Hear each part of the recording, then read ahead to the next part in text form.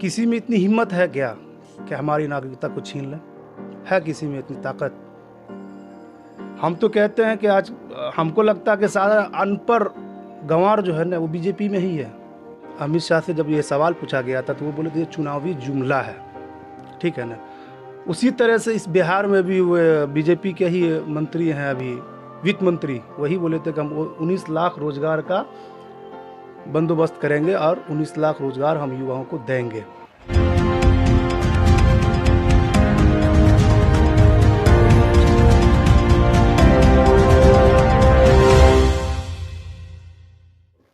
नमस्कार, आप देख रहे हैं बिहार एवन और मैं विवेक रंजन। एक तरफ पूरे देश में बेरोजगारी का हालात है, वहीं दूसरी तरफ बिहार में विधानसभा का चुनाव के समय 19 लाख रोजगार का वादा किया गया था कि 19 लाख रोजगार दिया जाएगा, लेकिन अभी तक रोजगार का किसी भी प्रकार का सृजन नहीं हुआ। चाहे उद्योग मंत्री कितने दावे कर लें, किसी भी प्रकार का नहीं हो रहा। ऐसे में लेकर मेरे साथ युवा नेता जाप के इशाद रहमानी जी, इनसे बात करेंगे। 19 लाख रोजगार का वादा किया गया था विधानसभा चुनाव के समय, आखिरकार चुनाव के समय वादा किया गया था, कब ये निभाएगी सरकार? देखिए, आप रोज़गार के ऊपर बात किए हैं। रोज़गार देने की बात बीजेपी हुकूमत जो है ना 2014 से कर रही है। हर साल 2 करोड़ रोज़गार देंगे, 15 लाख लाएंगे, ये सब आलतू फालतू बात अब हमको लगता है। एक इंटरव्यू में आपको लगा, देखे होंगे आप, कि उस टाइम के बीजेपी के राष्ट्रीय अध्यक्ष अमित शाह से जब ये सवाल पूछा गया था तो वो बोले थे ये चुनावी जुमला है, ठीक है ना। उसी तरह से इस बिहार में भी वो बीजेपी के ही मंत्री हैं अभी, वित्त मंत्री, वही बोले थे कि हम 19 लाख रोजगार का बंदोबस्त करेंगे और 19 लाख रोजगार हम युवाओं को देंगे, लेकिन अभी तक तो कोई धरातल पे उतरा नहीं। उद्योग मंत्री शाहनवाज हुसैन दावे कर रहे हैं कि हम रोजगार देंगे, सरकारी न तो प्राइवेट रोजगार मिलेगी। कैसे देंगे? कहाँ दे रहे हैं? इतने दिन तो हो गए सरकार बने हुए।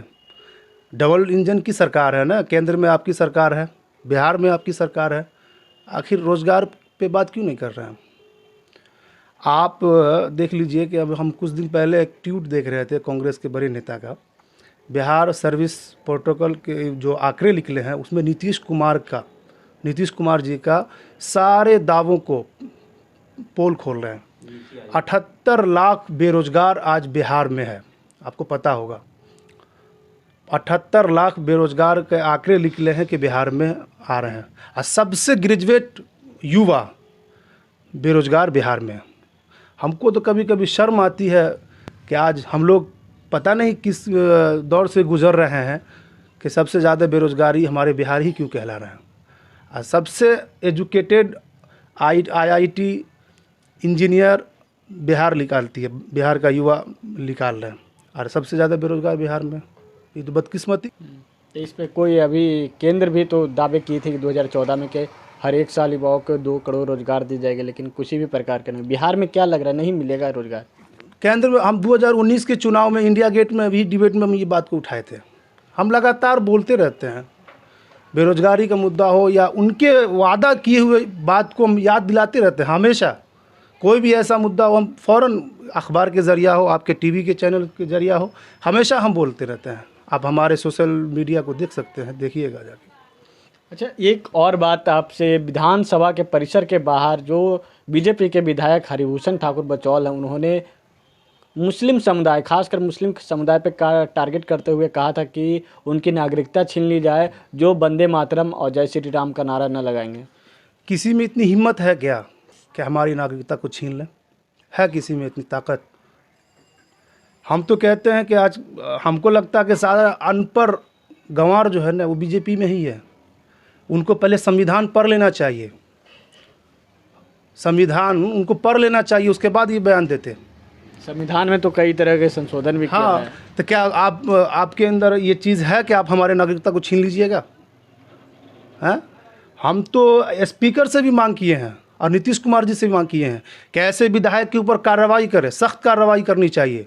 लोकतंत्र पर खतरा है, ऐसे विधायक के ऊपर तुरंत कार्रवाई, संज्ञान लेकर के कार्रवाई करना चाहिए। हमको तो अफसोस होता है कि आज बिहार विधानसभा में सिर्फ बहस करने के लिए कोई तैयार नहीं है। इस पर विपक्ष मजबूती से आवाज़ कहाँ, इस पर वॉकआउट करना। तो उस दिन विपक्ष जिस दिन बोला गया हरिभूषण ठाकुर बचौल की तरफ, उस दिन तो विपक्ष राजभवन राजभवन में मार्च किया, राज्यपाल से मिलने के लिए, लेकिन टाइम नहीं मिला।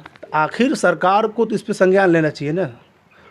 नीतीश कुमार जी कहते हैं कि हम सेकुलर नेता हैं, आखिर किस मजबूरी के तहत आप संज्ञान नहीं ले रहे हैं, किस मजबूरी के तहत उसके ऊपर कार्रवाई नहीं कर रहे हैं? हम ये जानना चाहते हैं नीतीश कुमार जी से।